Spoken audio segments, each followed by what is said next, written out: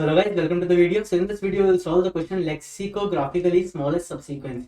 Alright, so let me take you to the editor and explain you what's the question. So we are given an array, for example, let's take 1, 3, 2.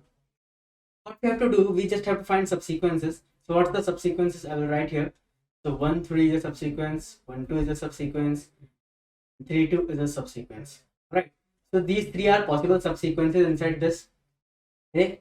So what we will do now, we have to find the smallest subsequence. All right, we just have to find the smallest subsequence inside this all subsequences. So the smallest subsequence is 12 here.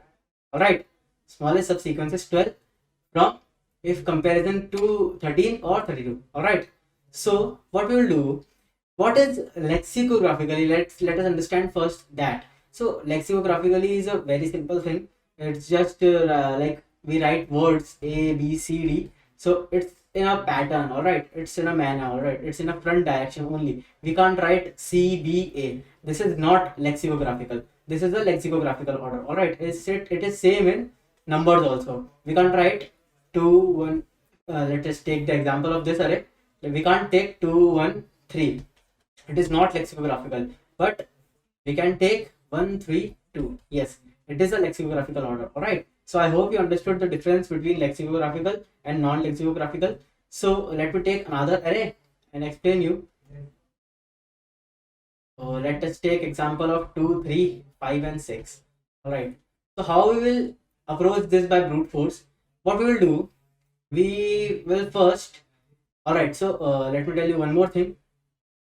We are given input as n. N is the number of elements in array. All right.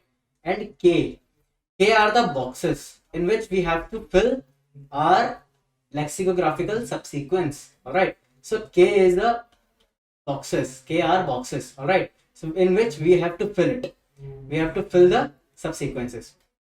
So let us take some example 2, 3, 5, 6 and write the smallest subsequence of it. All right, so what we will do now, if we are given k as 4 here, so what we will do, so for k as 4, we can write it. Let us take k as 3. So that it will be easy to explain you. So for k is equals to 3, we have 3 boxes. Alright. So who's the right contender for this box? The right contender for this box is the number who has 2 numbers beyond that number. Right. So this number is not a right contender because it has nothing beyond it. This number is also not a right contender. This number is a right contender and this number is also. So we have to just look inside these two numbers for this position. So for this position, for two options we have 2 and 3. So we will check which is the smallest one. And the smallest one is 2. So I will place 2 here. Right. So now, which number is the right contender for this position? So we'll see that if it is possible, no. If this is possible, yes. This time 5 is also possible because if we keep 5 here, we can place 6 here. Alright. 5 has something beyond it. Alright. And 3 is also right contender. So for this position, 3 and 5 is the right contender. So what we will do, we will check the condition and find which one is smallest. So we will write 3 is the smallest. And then for the last condition, for the last box, sorry, we have to find which element is the right contender. So which element is the right contender? Is 6 a right contender or 5 a right contender? Both are correct contenders for this position. So 5 and 6 both have options to be on this place. All right, but we will choose only the smallest one. So I will write 5 here. So this is the correct smallest subsequence in lexicographical order for this array. All right, I hope you understood this. But don't you think this approach is bigger? We have to search every time and we have to check every time at every position. All right, so what we will do now, we will go to the question.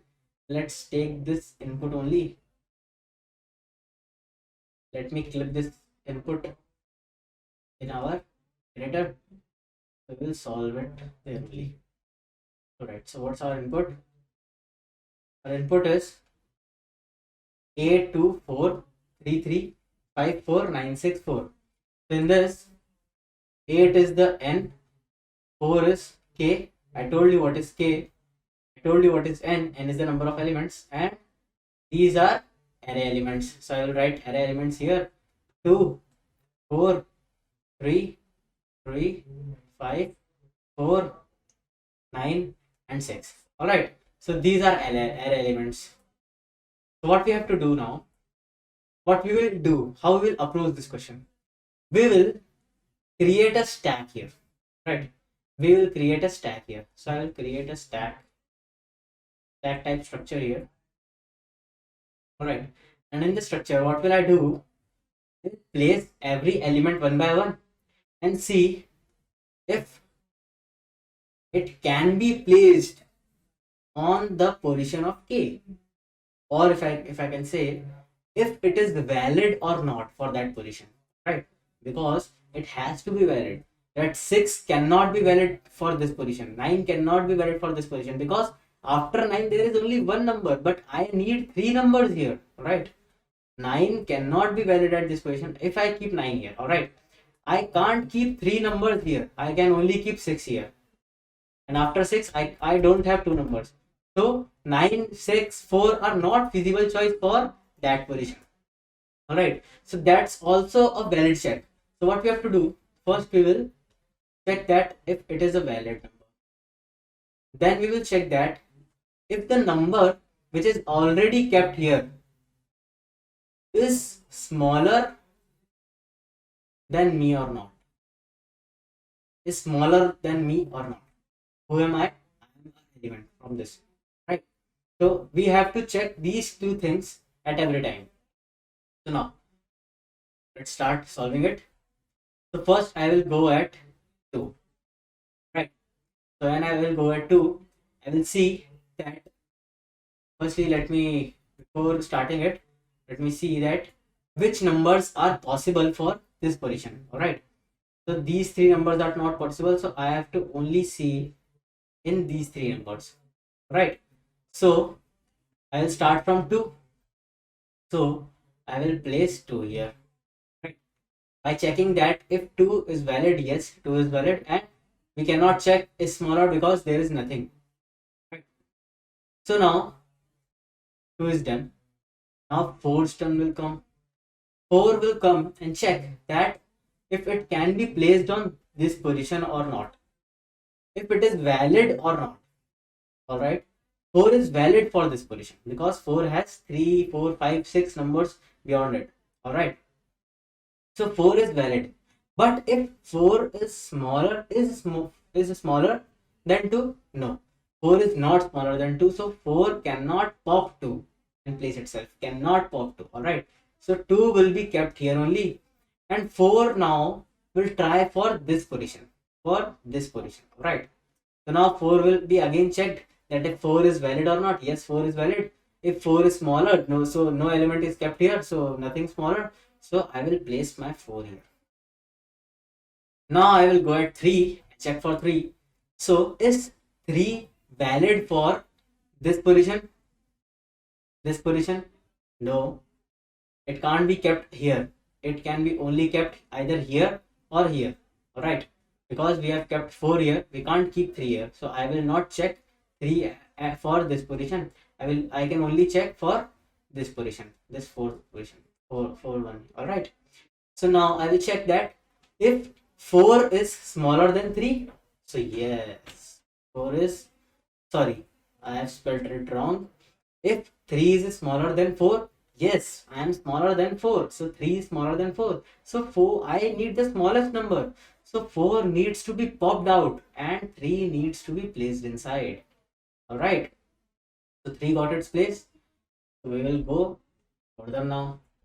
Again we got 3, so if I have 3 and it is equal here, alright, so I will not pop or push anything, I will just try on another box. Alright, so I will see that if 3 is valid, on this position, yes, 3 is valid on this position.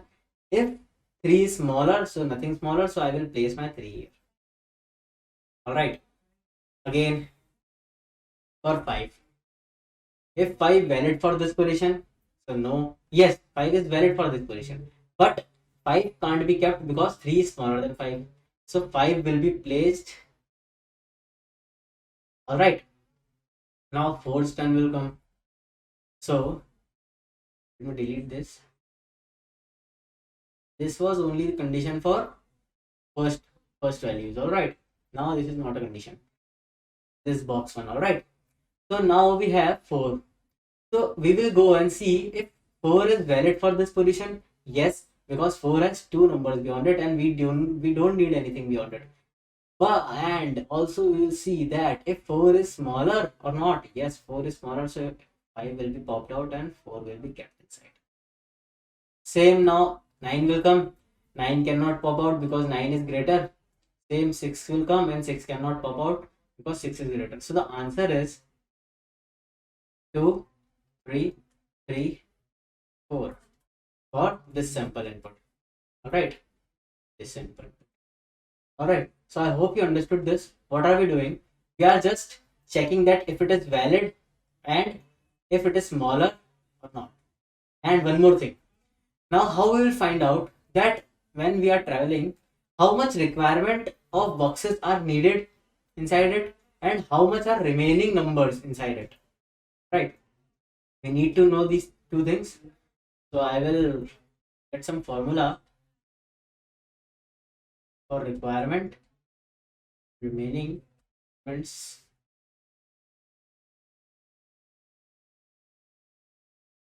So how I will find that how much requirement is needed?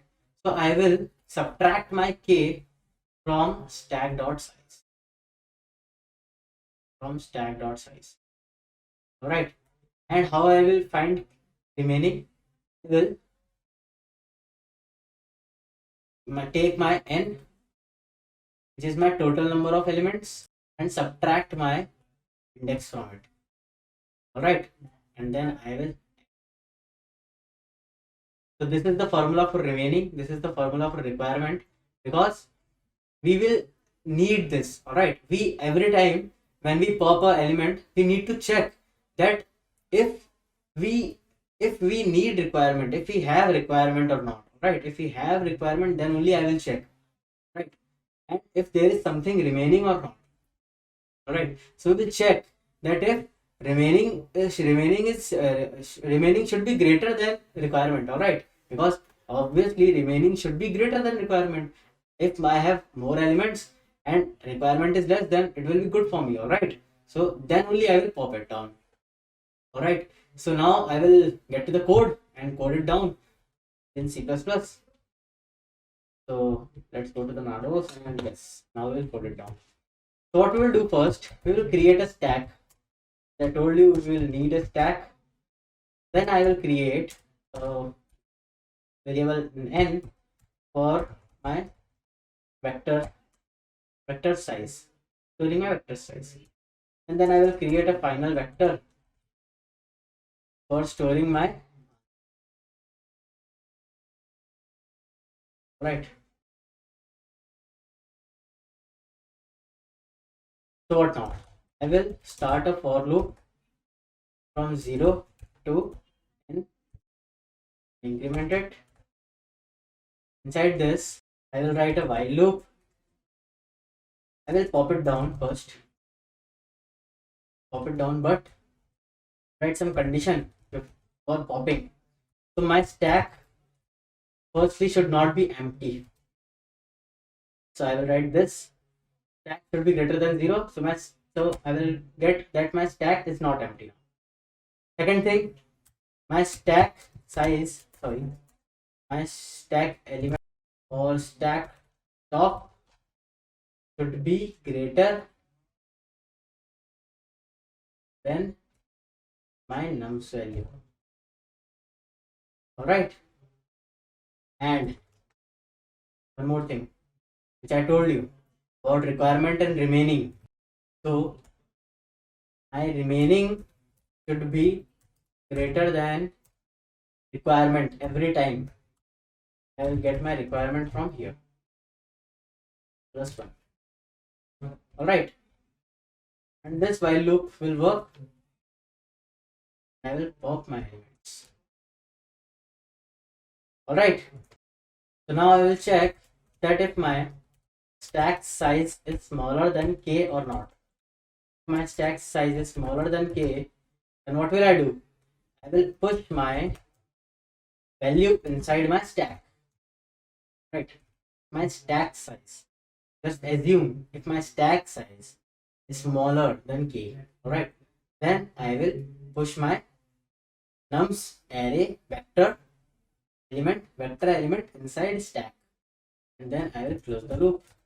Then I will get one more thing. I will get my I from k minus 1, which I will need afterwards, because to check if I is greater than equal to 0, and inside this I will get my answer. Inside this I will get my answer. Alright, so the value at the top of stack is my answer. I'll pop it down and decrement my I. Right, so I will start my k from last minus 1, then I will get the value which is at the top of the stack inside my answer vector. Then I will pop the values and then I will decrement it. Then last I will return my answer. So let me explain you what I have written. So firstly I have created the stack.